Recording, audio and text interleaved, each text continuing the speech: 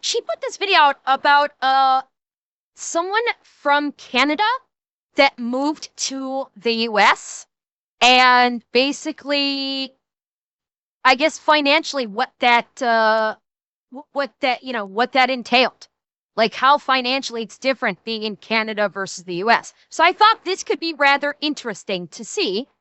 From because I know most of you guys are in the States, so this is like the perspective of someone coming from Canada to the US to see what the differences are in terms of like what money expenditures, stuff like that. So thank you, Gunny. So let's take a look at this. Could be interesting. In May of 2024, I moved from Canada to the US. In doing that, obviously, there's a lot of steps that I had to take, and a lot of people get really lost in the financial piece of it. So I wanted to talk today about how I did that and the steps that I had to take in order to move all of my finance stuff from Canada to the United States successfully. The first step is things that you need to organize before you leave. There's obviously 100 things that you have to consider when you are immigrating, but with finances, there's a few things that you need to line up before you leave that if you don't, it's going to be really complicated to start on the right foot when you do arrive to the States, and there might be some tax implications that you need to think of. So the first thing I'm sure there's a multitude of reasons of why Canadians would come to the U.S. Maybe it's for work. Maybe it's for family. Maybe a nice Canadian girl married an American, and so she's gonna move down to the U.S. to be with her husband. Maybe it's more job opportunities. Maybe they just are tired of living in Canada. Maybe they want to live in a warmer climate. Who knows? Everybody has their own individual reasons of why they might move from Canada to the U.S., just like someone in the U.S. that chooses to move to Canada. Everybody has their own specific reasons. I did was organize my investments. Unfortunately, when you immigrate, the US has laws where if you hold over $10,000 in foreign investments in other countries, you have to pay tax on those. In Canada, I just drained my TFSA. Thankfully, there was no penalty for that, and I held most of my money in that. So that was an easy one. Unfortunately, with my RSP, because it's a retirement plan, I did have to pay because I was taking money out of it. Legally, I would have been allowed to keep my RSP, but I would have to pay those taxes, like I said, to the States. So I chose not to do that. So I did have to pay $1,500 to drain my investments, which was not fun to see. But if I want them to grow, I can't touch them when I'm living in America. The next thing that I had to do was organize a way to have cash in America. Obviously, cash is no longer king, which makes it a lot easier to move, but it's still better to have some money. I knew I wasn't going to get a debit card immediately when I moved to the States. So I had to make sure that I had US dollars. I just went to CIBC and I made sure that I took out 1,000 American dollars. This just meant that for a lot of the things that come into play when I'm moving, so I usually buy furniture off of Facebook Marketplace, I made sure that I had some cash for those. And then the last thing that I needed to do was organize a credit card to use in the meantime. So I didn't want to get trapped with paying a bunch of foreign transaction fees because I was using a Canadian credit card in America, because as I said, you can't immediately get cards when you move here. So I made sure that I had a credit card that I could use that knew I was going to be in America that didn't have those fees. So I ended up using my Amex Cobalt from Canada. So those are the three things that I had to have organized before I left. I had to organize and drain my Canadian investments. I had to organize for a way to have cash in America, and I had to figure. Here's the funny thing. Some banks do have accounts in Canada that you can get that are in US currency. Like those do exist. She could have opened up a bank account. I believe it's, what is it? Because I was considering this when I was first doing my books. Yeah, I believe it's World Bank of Canada actually has an option to open up an account, like a checking account with them that is essentially a US-based checking account. So she could have opened up this US-based checking account through RBC and taken all of her money, deposited it in this account, and then she would have had, and it would have been in US currency. And she could have done it that way. And then she could have also had a bank card that would have worked in the US. At least until she could open up a US bank account. I'm kind of surprised she didn't do that. Figure out what credit card I was going to use before I could access credit in America. So once I did those things, I was ready to go. Once you arrive to the States, there And there are also, and she was also saying like using her credit card, she was using her Amex Cobalt. There are other credit cards. I've looked recently for when I've looked at credit cards recently for the event of when I like take a trip to see family back in the States that will basically be able to, make purchases in the States with no transaction fees. There are multiple credit cards available in Canada that will work with that will work for that have no transaction fee when used in the US and US currency. And it's not an Amex. Like they're Visa cards. It's like I don't know why she didn't pick that one, honestly. in America. So once I did those things, I was ready to go. Once you arrive to the States, there is way more stuff that you need to do. So here's what you do when you move to the States and you need to figure out your finances. Pretty much day one, the most important thing that you need to do is go and get a social security number. This sucks. It's not fun to do. It's really hard. You have to sit in an office and it takes a really long time, but it's necessary in order to. No, Stans, I'm not moving. And even if I was, I wouldn't need all this advice because I'm originally from America. So I've got my social security number. My passport is still US. I would just fucking go. Like if I wanted to move back to the US, I could literally just hop on a plane and go. And I'd be fine. Get paid in America, open bank accounts, and have health insurance. The second day after I got here, I went to the Social Security office and I made sure I had all my documents. I needed my birth certificate, my Canadian passport, my visa that proved I was allowed to be here. When you get your Social Security number, you don't actually get the number right away. They say, "Thank you for coming. We'll mail it to you." So I just had to go home and wait. And that's why I needed to make sure I had everything organized in terms of having a means of getting cash and having a credit card that I could use before I got here. So I waited about a week or two, and then my social security number finally arrived in the mail. So I got my little card. The first thing I did with that is take it to the bank. I personally don't believe in bank fees, so that was a non-negotiable for me. I needed to open a bank account where my direct deposit from my paycheck could go into that account, but I wouldn't have to pay for it. And then I also wanted to have a bank. Wait, is that a thing in US banks? Do some of the major banks in the US actually charge a fee for direct deposit? Really? That's shocking. That is legitimately shocking that you get charged a fee for direct deposit. Look. Wow. Normally get direct deposit and they don't charge me. That's what I would expect, but TD does what, Xanax? A fee for direct deposit? Does it? I didn't think any Canadian banks did a fee for direct deposit. Now some Canadian banks do have a what's it called? Like a limit on how many debit transactions you can do. I do know that some Canadian banks do have that, where you are limited on how many debit transactions you can have per month. But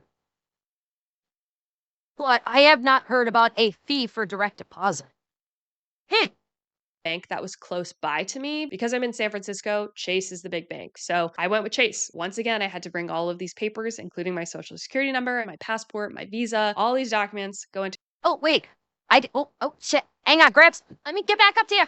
I can speak to this. Bank of America will allow you to open a checking account for $9 a month for direct deposits. If you open a savings account with them as well, they waive the fee for both. $9 a month for direct deposit? That's fucking robbery, man. That sucks. That is fucking scammy ass robbery bullshit. Damn. Fuck. to Chase Bank, tell them I want to open a bank account. You might be able to do this online, but if you're moving or immigrating on a visa, I really don't think it's possible. It probably did take me an hour to 2 hours at the bank because they just had to get through so much, but I opened a bank account that day. They did offer to also try and open a credit card for me, but I knew that wasn't going to be possible because I didn't have any credit at that point. Unfortunately, when you immigrate, your credit score is literally zero. So awesome. I finally have a bank account. They're going to mail me my debit card. But in the meantime, I do have those account numbers. So the next step is to take your bank account information and your new social security number and give them to your employer. So this whole thing probably took 2-3 weeks for me to actually be able to legally be paid in the States. If you have the opportunity to do Okay, so it sounds like her reasoning for moving from, so you're asking why would someone go from Canada to the States? It sounds like for her it was for a job. So her reasoning for migrating from Canada to States was employment. this kind of stuff in advance before you move here, that's awesome. You totally should take advantage of it, but you do have to fly to America before that, which would take a little bit of effort. And Wait, hang on.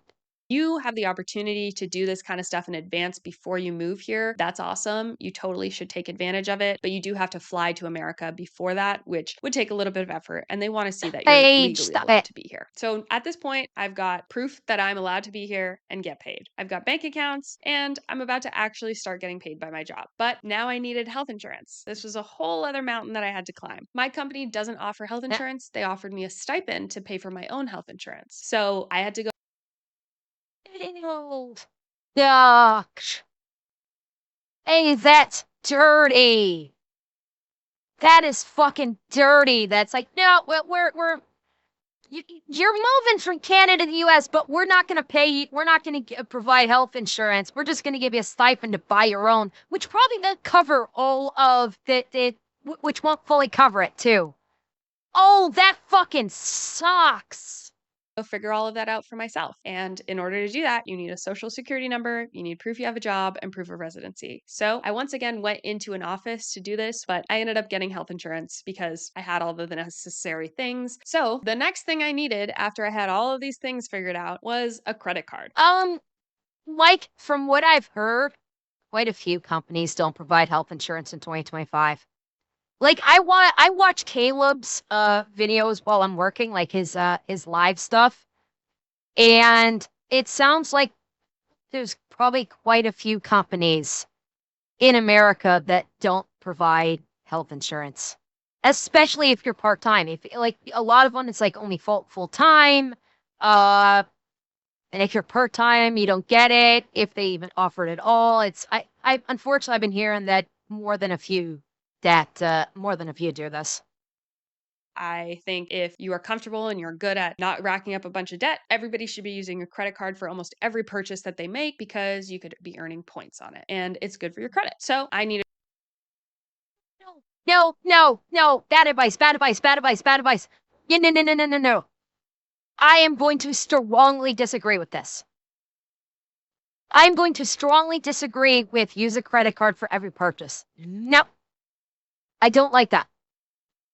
In this day and age, it is too fucking easy to burn through all your money on your credit card and then have to pay fuckloads of interest paying it back because you may not be able to pay it back all in one shot. I'm a firm believer that you should primarily use your debit card for your purchases. That way, if you don't have the money, you can't buy it. And if you do have a credit card, it's like I don't have an objection to having a credit card. The problem I have is her saying use the credit card for everything.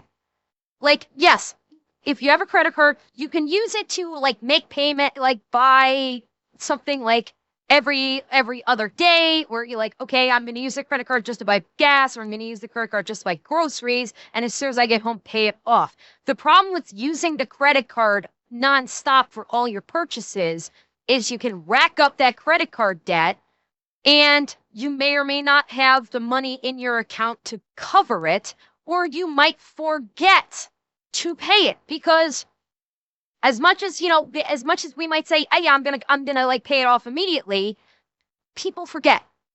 People can forget. And if you forget a credit card payment, well, that tings you on your fucking credit score. So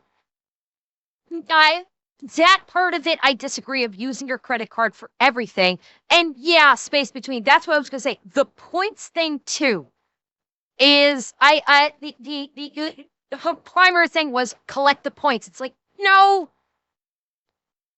don't get a credit card to earn quote unquote points.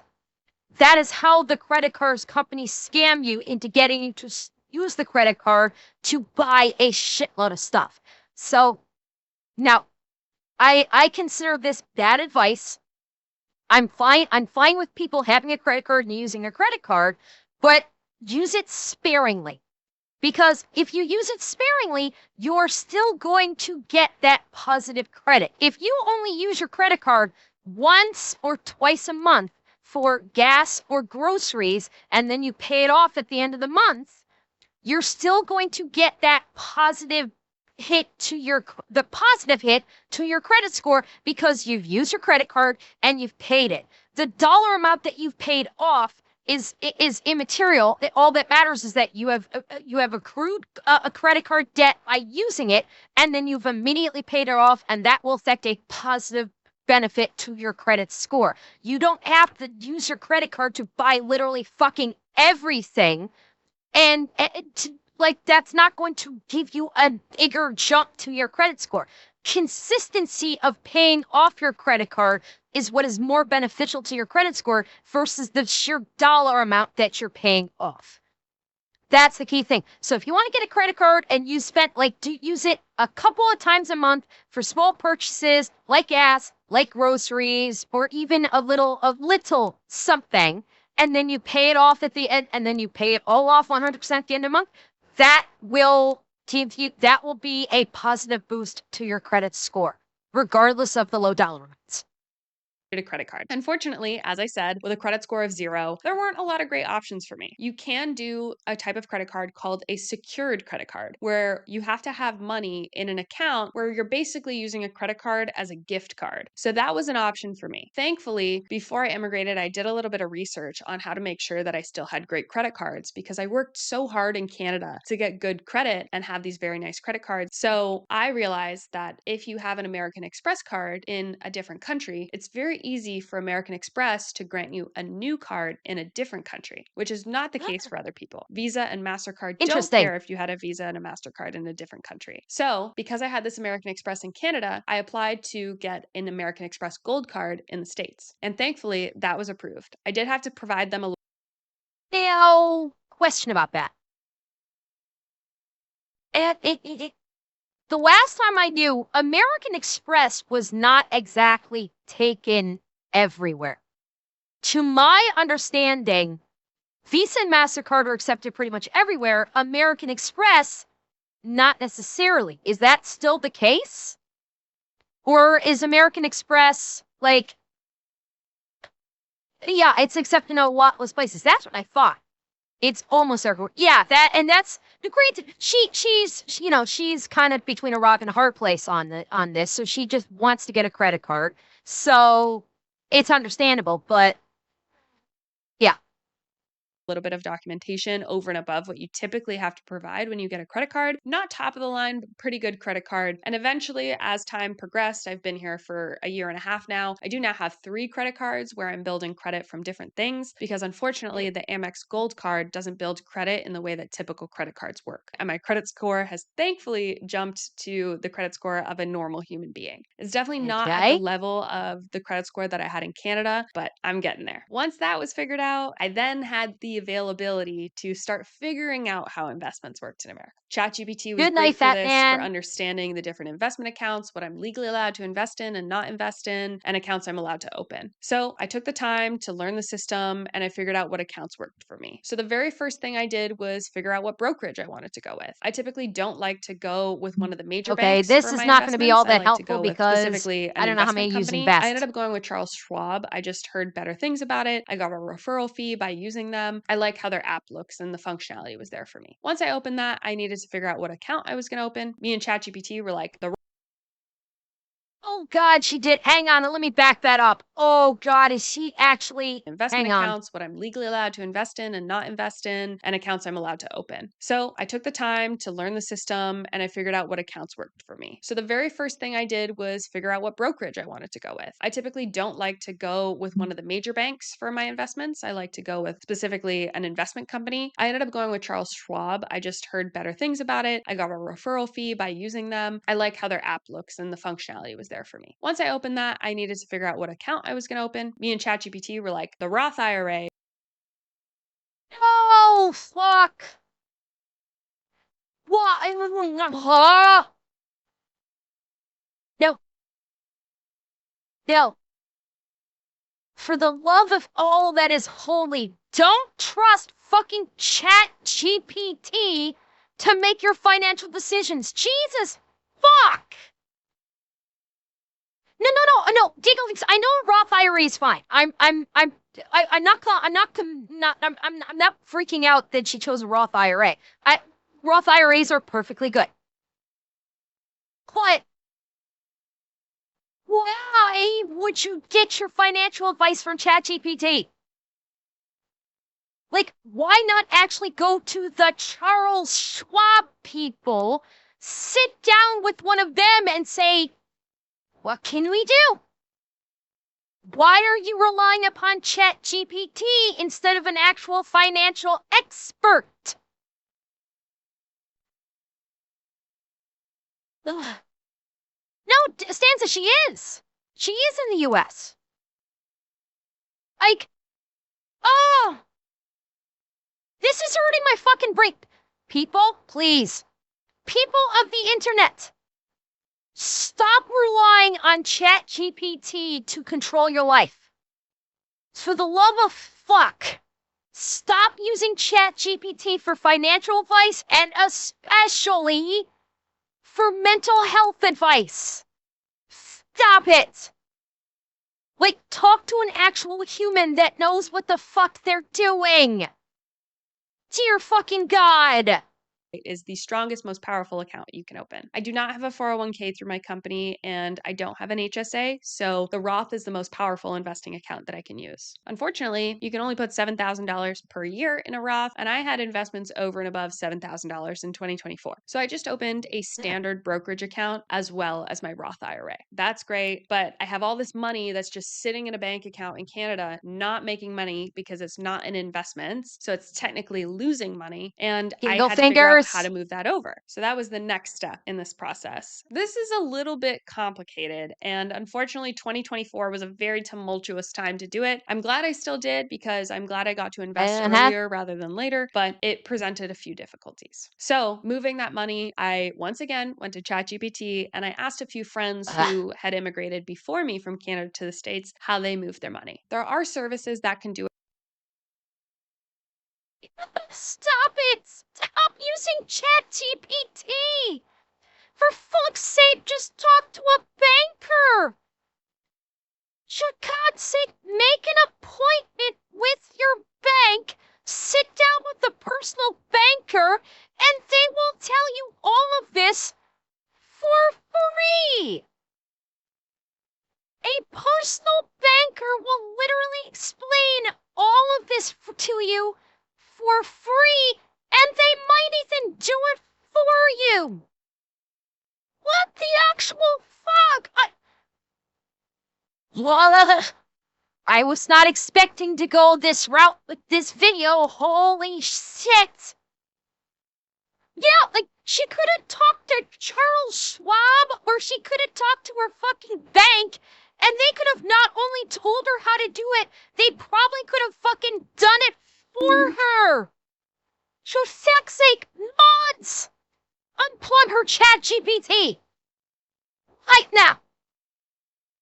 it for you for a fee. I was looking at about $1,000 to move 90,000 Canadian. I wasn't super interested in moving all of it at once because the Canadian dollar was doing very bad in 2024. So me and ChatGPT decided we were going to dollar cost average moving my money. Thankfully, because I banked with a bank called EQ Bank in Canada, I could use Wise, which is an international money transferring system. So every 3 weeks, we decided I would move $9,000 from Canada to America. And each time I moved money, it cost me $49 to move $9,000. So it still cost me money and I still lost money moving it. But because I legally wasn't allowed to invest it in Canada anymore, I really just wanted to get money back into investments. So that's what I did. I slowly started moving money over. No, Sru. She has $90,000, but she was able to move using this method, move her money $9,000 every 3 weeks.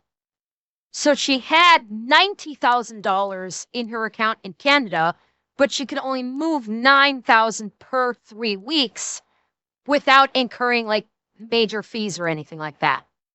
I really just wanted to get money back into investments. So that's what I did. I slowly started moving money over and I eventually put all of it into a Schwab account. And that was that. That is everything that I did in order to move from Canada to the United States. It's a lot of effort and there's a lot of steps. And I think a lot of people get really overwhelmed and don't know what to do. And ultimately, they just end up doing nothing. And then they worry about it 5 years down the line when their TFSA has been sitting in Canada for 5 years and they should have moved it years ago. I think being proactive is super important, but I think putting everything into manageable, digestible. But one thing, gray matter, moving over 10K also incurs taxes, I think. Taxes or fees.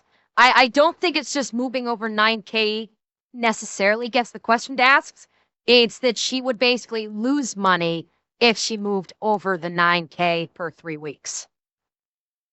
Steps is really important as well. So, following a logical conclusion of those steps, I am now really focused on investing because everything else was a one and done. And this is the only thing that I have to consistently worry about now with my finances. My God, look, so, that's it. Look. Good luck. Look at the suggested video. Oh, dear God, look at the suggested video. Chat GPT walk me through building my portfolio. Why? Why, God? Why must you hurt me like this? To anybody who immigrates, it's a super rewarding thing to do. It's pretty hard, but ask around. Lots of people have done it. I've done it. I'm super open to helping people who immigrate and move. And thank you so much for watching. My